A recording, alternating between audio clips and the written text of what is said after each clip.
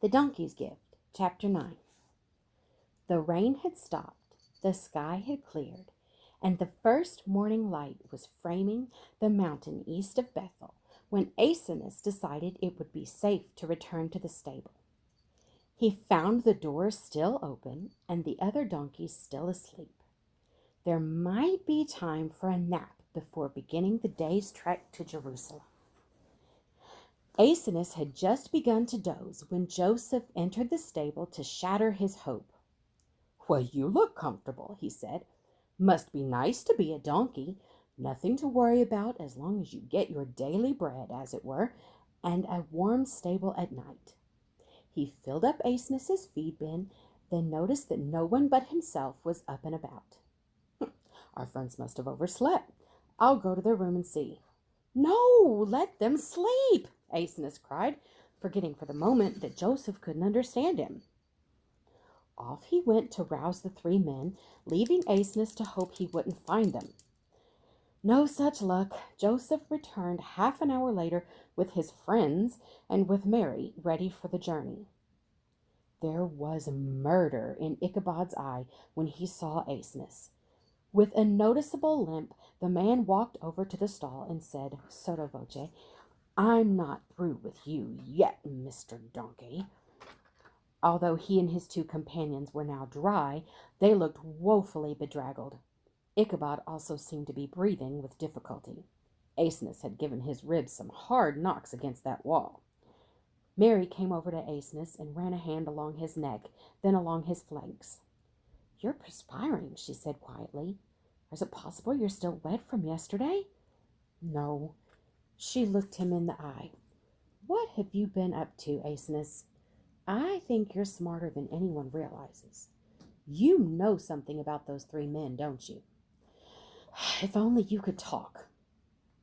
There was a commotion outside the stable, and Phineas burst in. "You folks off to Jerusalem with me today? Cost you a shekel each. You want my protection. You gotta pay for it."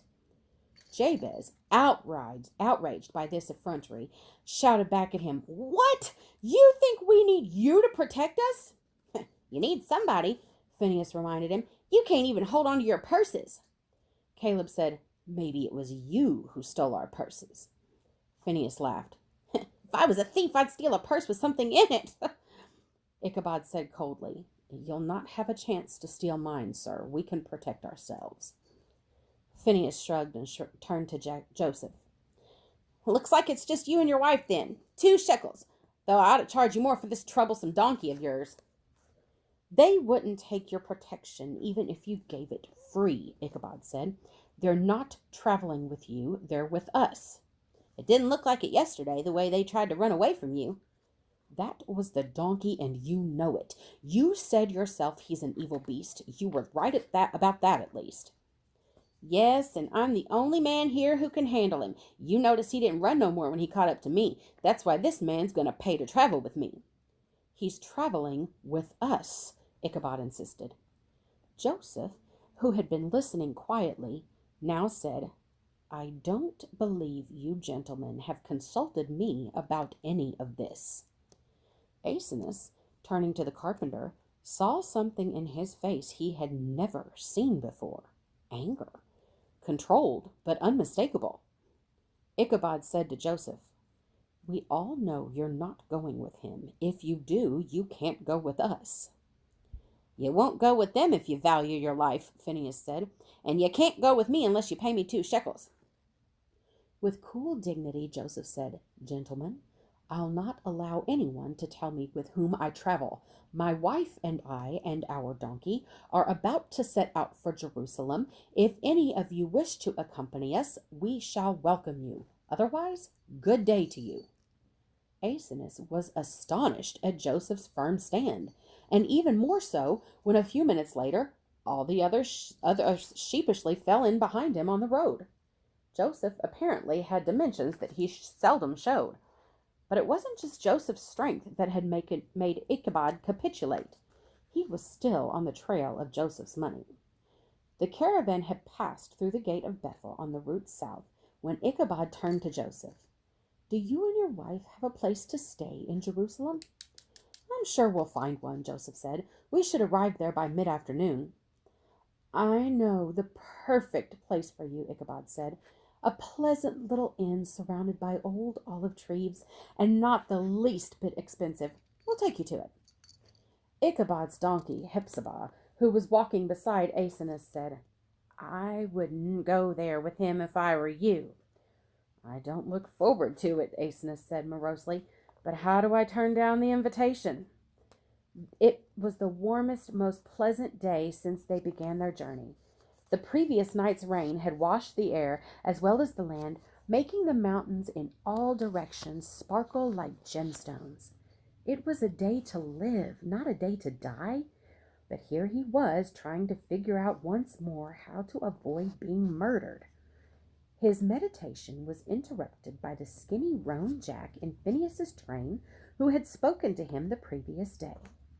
The roan said to Aseneth, We got to talk about your idea last night when we were huddled together in that rainstorm. We all decided you were right. We're taking your advice. About what? The roan was puzzled. Didn't you tell me we should revolt and escape before Phineas starves us to death? We're ready. Aseneth now looked closely at the other donkey. Did you say you really want to escape? All of you? Are you serious? If you spent last night out in that rainstorm the way we did, the roan said, you'd be serious too, while you and those other 3 donkeys slept in your warm, dry stable. Do you mean I've finally found some donkeys with real courage? Aseneth exclaimed. All his life he had been trying to get donkeys to revolt against the tyranny of man. He was so excited at the prospect of actually seeing it happen that he even forgot his own very acute problem. Now, what's your plan? We've got some ideas, but we haven't settled on a plan. We were hoping you might help. Yes, well, let's see. What would be the best way? Well, we could just run off into the mountains, the roan said, but we don't know which mountains. You've got a problem, Aseneth admitted. In Galilee, it would be simple, but the mountains around here are pretty barren. Well, that's what I told them, the roan said. We're all hungry. We've got to go someplace where there's food. I suggested we wait till we get to Jerusalem. Aseneth was perplexed. Well, what can you do there? As soon as we're inside the walls, one of us can give a signal and we'll just scatter in all directions. It didn't sound like a very good plan to Aseneth. He was beginning to think it was easier to talk about a donkey revolt than it was to stage one. Do you know how hard it is, he asked the roan, for a donkey to make an independent living in a city? You've got to be a very clever thief. And even then, you're sure to be caught. But not by Phineas, the Jack said. If we all run at the same time, he can't catch more than one of us. Other people will catch the rest of you. Well, that wouldn't be bad as long as it's not Phineas. In fact, I'll go to the best part of town, find a nice clean stable where the donkeys are well fed, and walk into an empty stall. Aseneth was horrified. You do that, and the man who owns the stable will own you just as sure as Phineas owns you now. I don't care, as long as he feeds me. People are all alike, Aseneth said. You think so? This fellow you're with now, is he as bad as Phineas? Well, no, of course not, but even those other 3 men, they look mean, but they're not as bad as Phineas. Hepzibah, who had been listening, broke into the conversation. That's what you think, she said to the roan. They're brigands and killers. Just the same, you look well fed, the Jack pointed out. It's true they make sure we get enough to eat, even if they have to steal the feed, Hepzibah admitted, but only because they want us to be fast and strong for getaways. If they're that bad, the Jack declared, you 3 should join our revolt. I would, Hepzibah said, if I thought it would work. I'm afraid it won't, Aseneth declared pessimistically. Have you got any better ideas? The Jack asked. Not at the moment. But I can't see any sense in escaping from one owner just to be grabbed by another. You feel that way, Hepzibah accused him, because your owner is good to you.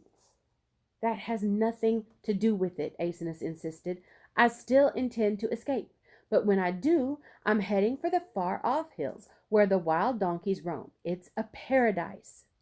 We've all heard of a paradise, the Jack said, but the world is no paradise even for people. We have to face life as it is. Whatever we do, we'll still be donkeys, and people will be people. They'll always use us, and even if we do end up with other tyrants, they can't be as bad as Phineas. Now, you're right about that, Aeneas agreed. Will you join us then? No, but I wish you luck. For the rest of the way to Jerusalem, Aeneas tried to ignore everyone else in the caravan and concentrate on his own problem, which would become even more acute if Phineas's donkeys were to revolt. Phineas would naturally chase after them, leaving Joseph, Mary, and Aeneas at the mercy of Ichabod and his cohorts. Aeneas could well imagine the pleasant little inn surrounded by old olive trees to which Ichabod would take them. When the caravan of donkeys came upon the first view of ancient and fabled Jerusalem, Joseph beseeched his companions to stop and contemplate its glories. Before them lay the northern wall, the hills of Moriah and Zion covered with flat-roofed houses and grand public buildings, the Garden of Gethsemane, the Mount of Olives, and the Valley of Kidron to the east, Golgotha to the west. But dominating the whole scene was the great walled temple built by Solomon, destroyed at the time of captivity, and now almost rebuilt in all its splendor by Herod. I shall be there by sundown for the Sabbath service, Joseph said to Mary. If only women were allowed, she said wistfully. The road became crowded as they approached the city.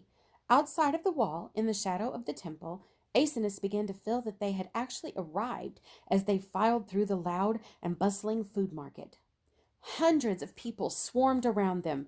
Merchants, peddlers, beggars, other travelers, children, women with donkeys, women with water-filled vessels on their heads, women weighed down by the foods they had purchased. Joseph and Mary and their companions stopped to buy bread, fruits, and whatever else they might need for that night and the following day. Then they pressed on to the nearest gate, prepared at last to enter the city proper. As they passed through the huge gate and made their way into the maze of crowded streets, Aeneas began to think that Phineas's donkeys had abandoned their plan to revolt. In almost military precision they marched, one behind the other, never seeming to look right or left. They were so well behaved, in fact, he should have suspected they were waiting for a signal. The signal came from the roan jack who had talked to Aeneas when the caravan reached a market square that had perhaps a dozen streets and alleys entering it. Goodbye, Phineas! The roan cried out, and suddenly the ranks broke as donkeys sprinted off in all directions, each repeating the cry, Goodbye, Phineas! The precocious braying of so many donkeys at one time and the sight of the donkeys running pell-mell hither and yon put the entire square into an uproar. The brassy voice of Phineas rose above all the others. Stop! Get back here, you demons! Wait till I get my hands on you! And he sped, running after the last donkey to break ranks. A great din of excited voices now rose up as people began grabbing at the donkeys in flight. One of the beasts, dodging outstretched hands, upset a peddler's cart. Another ran into the corner of a stall, bringing down the roof on top of it. Men were shouting, women and children screaming. Other donkeys, witnessing the excitement, decided to take part in it. Soon there were 40 or 50 of them running back and forth, dodging the people trying to catch them. Joseph and Mary watched the scene with mouths agape. So did Aeneas. He was seeing at last what he had always wanted to see. The great donkey revolt. But instead of being delighted, he was bewildered. Where would these donkeys be when order was restored? Right back where they started. Most of them anyway. He hoped that some of Phineas's donkeys would get away. No donkey should have to endure such an owner. Aeneas was distracted from these thoughts when he heard peals of laughter behind them. He turned to find Ichabod, Jabez, and Caleb beside themselves with glee. Look at Phineas! Jabez squealed. He'll never catch that beast. Go, donkeys, go, shouted Caleb. What a sight, Ichabod cried. I love it. By this time, the only donkeys standing still in the entire square were Aeneas, Hephzibah, Aaron, and Amos. Hephzibah looked at the others.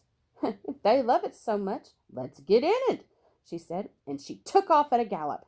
After a moment's hesitation, Amos and Aaron succumbed to the excitement and did likewise. The laughter suddenly stopped. Ichabod, Jabez, and Caleb, dumbfounded for a moment, took off after their donkeys in alarm. Aeneas was transfixed by what he was seeing. Then, in a flash, he grasped what he should have realized long since. This donkey revolt, which he had opposed, was exactly what he needed to escape Ichabod and company. While the uproar continued around him, he walked calmly across the square with Mary on his back and Joseph, still in apparent shock, at his heels. Choosing a street he remembered from previous trips to Jerusalem, he entered it at a stately pace, leaving the riotous scene behind him. He knew there was a little inn half a mile away. It didn't have any olive trees, but it didn't have Ichabod, Jabez, and Caleb either.